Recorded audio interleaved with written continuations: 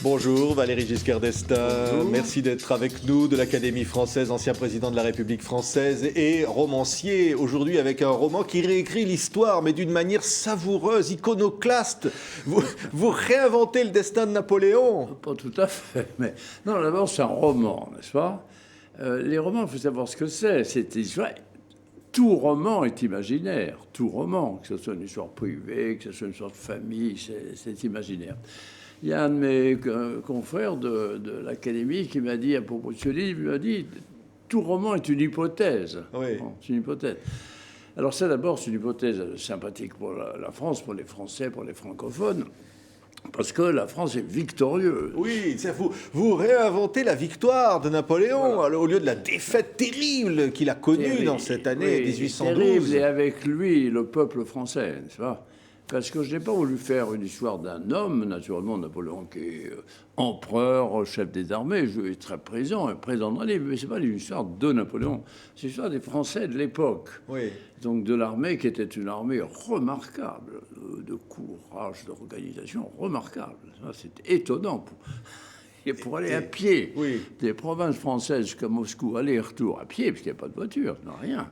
Portant son sac sur le dos et le fusil en travers et les munitions, hein, et faire ça aller-retour, aller chercher des gens, là on fait des marathons de 42 km.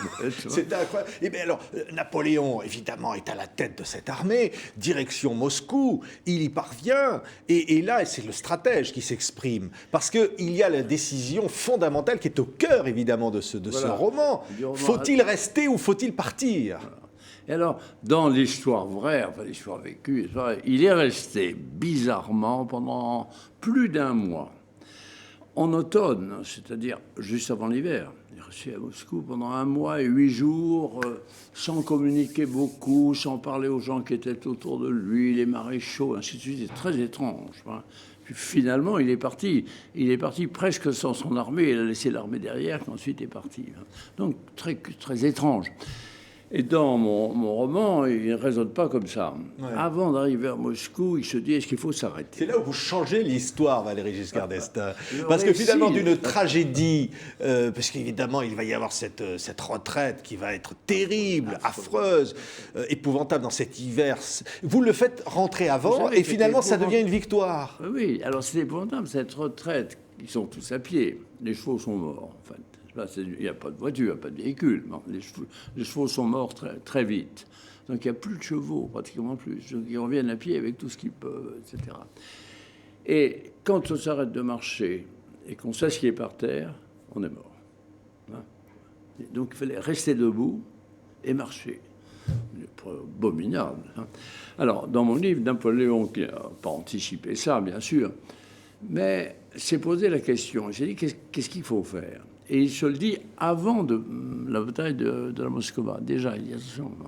Il s'est dit, il faut battre les Russes, finalement entrer dans la capitale, parce qu'on a une grande victoire, le monde entier dira, l'empereur des Français, la grande armée, sont entrés dans la capitale russe, mais partir tout de suite. Voilà. C'est ça son idée.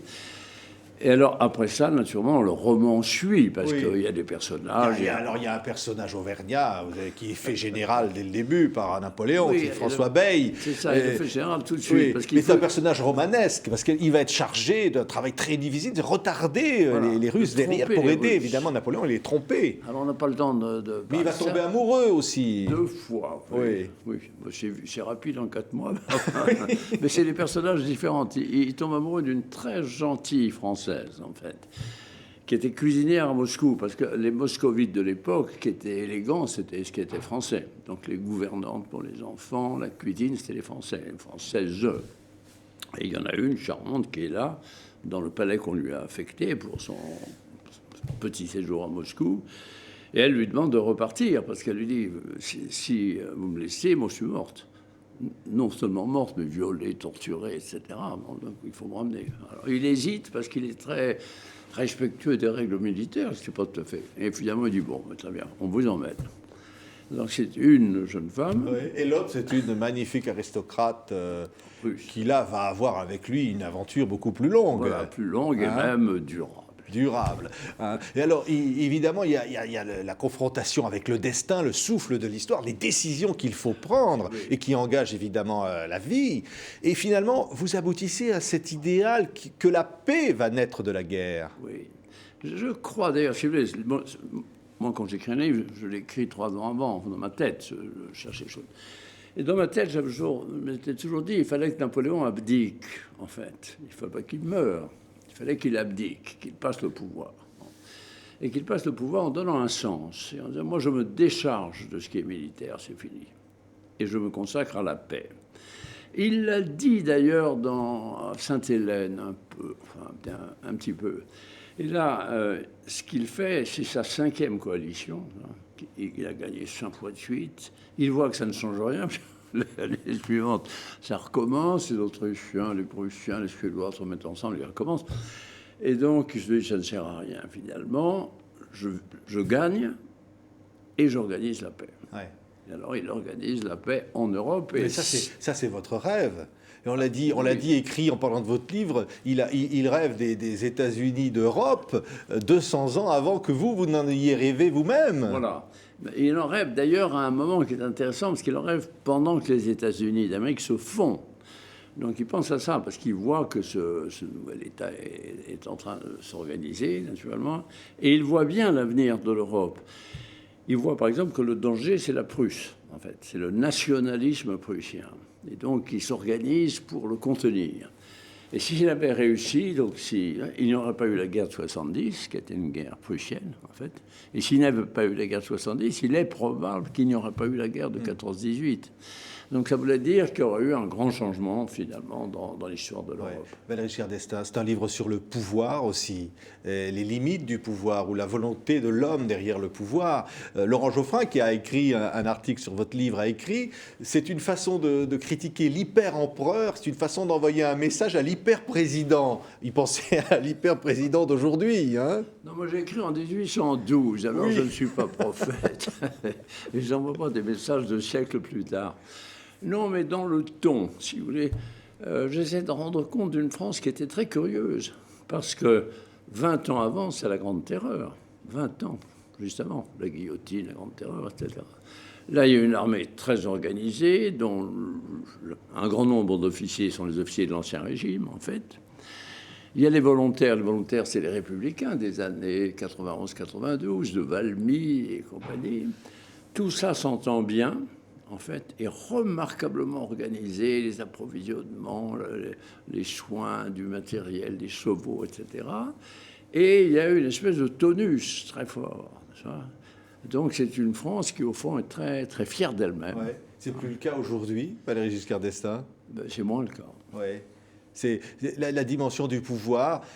Il faut savoir lâcher le pouvoir. On a entendu Nicolas Sarkozy dire, là, 2 mandats, mais pas plus. Ah bah oui, c'est la règle.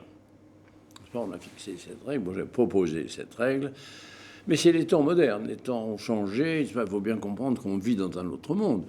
La France, dont nous parlons, 1812, c'était des paysans, Ouais. Il n'y avait pas d'industrie, il n'y avait pas de machines, il n'y avait pas de moyens de transport. Alors elle était 2 fois moins peuplée qu'actuellement, à peu près, même moins de 2 fois. C'était des paysans dans les campagnes. Les grandes villes existaient, toutes les villes existaient, mais elles étaient beaucoup moins peuplées. L'agglomération parisienne n'existait pas. Lyon avait la moitié de sa population. C'était beaucoup plus petit. C'était donc un pays rural, mais curieusement unifié. Parce que dans l'Europe était morcelée, coupée en petits morceaux, les petites principautés, etc. La France était unifiée. Et avec notre population, on avait 2 fois plus d'habitants que n'importe quel pays suivant. Les suivants, c'était, je crois, plus ou moins les Espagnols qui avaient un peu plus de 10 millions d'habitants. Il y avait les Anglais qui avaient 11 ou quelque chose comme ça, et nous, 23. Oui. Hein. Mais ça veut dire qu'on a raté le rendez-vous de l'Europe, par exemple. Aujourd'hui, on voit la crise de la dette, enfin les problèmes sur l'euro. On voit finalement une défiance, un repli sur soi en Europe. Non, malheureusement, si vous voulez, on a été à la fois bénéficiaire et victime, parce que c'est ça l'affaire. L'Europe à 12, c'était l'Europe des années 85. Bon. Elle était homogène. C'était ceux qui avaient fondé ou que l'on avait rajouté la Grèce, le Portugal et l'Espagne, qui sont des pays historiquement européens, c'est homogène. Et puis on est passé de 12 à 27. Et passant de 12 à 27, on a fait entrer des pays qui sont les plus sympathiques, mais dont beaucoup ne partagent pas les objectifs, ils ne veulent pas de l'intégration européenne. Alors les plus célèbres... C'était ça l'erreur? Oui, c'est ça l'erreur. Enfin, l'erreur, il fallait faire autrement, oui. Oui. Il fallait grouper ceux qui voulaient de l'intégration européenne. Et il fallait aller plus vite avec eux, tout en ayant un dispositif ouvert, si vous voulez, pour les autres, qu'on n'était pas mis au dehors, mais qui n'étaient pas dans le dispositif de l'intégration. Ouais. Et que pèse l'Europe par rapport aux États-Unis? Ça, on vient à dire un mot sur cette affaire Wikileaks, Monsieur le Président. C'est-à-dire finalement de la diplomatie qui est étalée au grand jour dans la presse, des avis, on voit Nicolas Sarkozy jugé susceptible, etc., par les diplomates américains, et tout ça étalé sur la place publique. Volé, c'est pas étalé. C'est malheureusement une machine, et c'est des systèmes modernes qui fonctionnent comme ça. Ce sont des documents qui ont été volés et communiqués. Alors, autrefois, on ne pouvait pas voler 300 000 documents, on en volait 10 ou 15, et déjà, c'était des histoires épouvantables. Là, on peut en voler 300 000. Ouais. Malheureusement, ça dégrade beaucoup, parce que déjà, un des grands mots, n'est-ce pas, très curieux des rapports politiques, des rapports diplomatiques, c'est la confiance. Bon. La confiance repose sur le fait qu'on fait confiance à la personne qui est en face de vous. Moi, j'avais créé des réseaux de confiance. Par exemple, avec les Russes soviétiques, dans la guerre froide, ils avaient des bombes atomiques, nous avions des bombes atomiques, les leurs étaient pointés sur nous, les nôtres étaient pointés sur eux. Nos objectifs, c'est en Russie, tu vois, non? Mais les dirigeants soviétiques savaient que je ne raconterais jamais les conversations que j'avais avec eux. Et donc, nous avions confiance. Nous pouvions dire des choses. Je leur ai dit des choses très claires, ils m'ont dit des choses très claires. À partir du moment où on le met sur la place publique, on ne peut plus rien dire. Et ça veut dire qu'il n'y a plus de confiance et qu'on enlève du système des relations mondiales un facteur qui est un facteur très fort, qui est la confiance entre les acteurs. Oui, c'est un acte de haute trahison, vous direz, quelque part. Je ne le qualifie pas, mais c'est un acte très coupable. Oui. Monsieur le Président, Nicolas Sarkozy aurait raison de se représenter une deuxième fois, comme il a l'air de vouloir le faire, quand on est déjà président? Vous n'arrivez pas, parce que vous êtes un excellent journaliste, vous n'avez pas resté sur votre sujet. Oui. Aussitôt, bon, mais ça c'est comme ça. Je n'interviens pas dans la politique actuelle sur les gens. Je rencontre le président de la République, je lui donne parfois mon avis, donc des rapports, mais je veux dire, je n'interviens pas publiquement.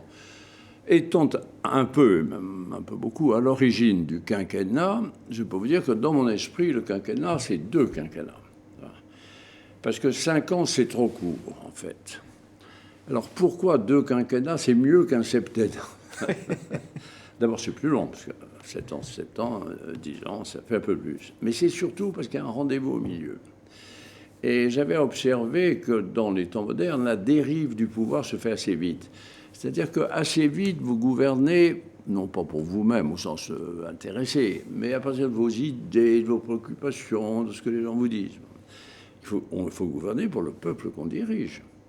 Il faut donc que le peuple s'exprime et qu'on soit obligé de l'écouter. Alors un système de 10 ans avec des élections au milieu, c'est celui-là, a l'avantage de donner une durée raisonnable. Je vous rappelle que l'Empire français de Napoléon, avec tous ces résultats extraordinaires, n'a pas duré 10 ans. Donc en 10 ans, on peut faire des choses. Mais en même temps, on a un rendez-vous avec le peuple français au milieu. Donc c'est cela. Mais normalement, c'est un rendez-vous, si les choses vont bien, qui doit vous permettre de continuer. Oui, il n'y a pas de risque. On parlait de Napoléon il y a un instant, Monsieur le Président. Finalement, le pouvoir, il faut savoir le quitter. Comme l'a fait Napoléon, dans votre livre du moins, il aurait dû le faire. Voilà. Oui, mais tout le monde le quitte. Alors on peut le quitter de façon sereine, on peut le quitter de façon dramatique, on peut le quitter de façon rancunière. Il y a beaucoup de façons de le quitter. De toute façon, le pouvoir n'est pas donné à vie, à personne. Simplement, il faut penser qu'à vous, vous-même, naturellement, et puis les autres. Parce que les autres l'interprètent différemment. Moi, dans mon cas, il y a une chose qui est tout à fait cocasse, et dont les journalistes, peut-être pas vous-même, se font l'écho, en disant « j'ai fait l'objet du rejet du peuple français ». Pas le mot du monde. Je m'étais rejeté par le peuple français. C'est une aimable blague. Jusqu'à 4 mois avant mon élection, plus de 60% des Français pensaient que je serais réélu. Donc il n'y a pas eu de rejet. Bon, il y a eu une campagne très dure, très difficile, dans laquelle je n'ai pas été bon, et dans laquelle les adversaires ont utilisé toutes sortes d'armes. J'ai donc été battu à une élection. Mais ça ne veut pas du tout dire rejet. Et j'ai gardé, heureusement, avec l'opinion publique française, avec les Français de la rue, enfin avec tout le monde, avec vous-même, des rapports très chaleureux. Merci, Monsieur le Président, d'avoir été notre invité sur TV5 Monde, aux quatre coins du monde, pour la victoire de la Grande Armée. Voilà. C'est un roman donc, qui est publié chez Plomb, et la question est posée à la une. Il fallait partir tout de suite. C'est ça qu'il aurait fallu faire. Voilà. Et c'est la première et la dernière phrase du livre, coquetterie. Napoléon le dit au début, et puis à la fin, quand il est à Strasbourg pour son congrès sur la paix en Europe, il interpelle le héros du livre et lui dit « Tu vois, j'avais raison, il fallait partir tout de suite ». Merci, Monsieur le Président.